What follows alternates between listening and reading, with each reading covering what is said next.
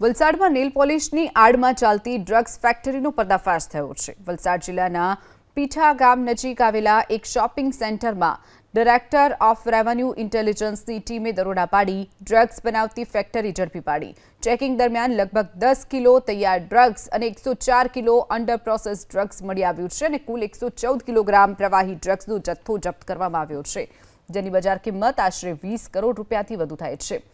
તપાસમાં જાણવા મળ્યું કે છેલ્લા 2 વર્ષથી દુકાનો ભાડે રાખી આ ફેક્ટરીમાં ગેરકાયદે ડ્રગ્સ બનાવી કામગીરી કરવામાં આવતી હતી। કોઈપણ પ્રકારનું લાયસન્સ વગર આ ફેક્ટરી ચલાવવામાં આવતી હોવાનું પણ ખુલ્યું છે।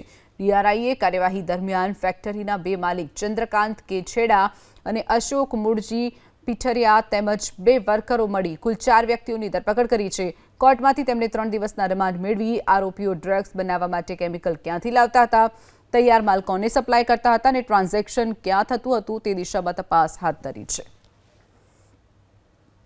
વડગામ ખેરગામ રોડ પર એક ફેક્ટરી ચાલી રહેલ છે અને એ ફેક્ટરીની અંદર ઝેનાક્સ નામનું ડ્રગ્સનું ઉત્પાદન થઈ રહેલ છે। એટલે રેડ કરતાની સાથે 4 આરોપીઓ સ્થળ પર મળી આવ્યા।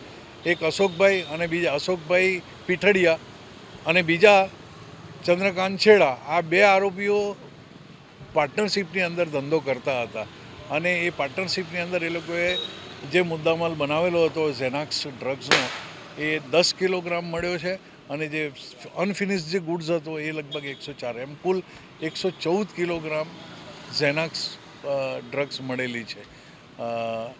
આરોપીઓને રજૂ કરવામાં આવ્યા, રિમાન્ડની માંગણી કરવામાં આવી।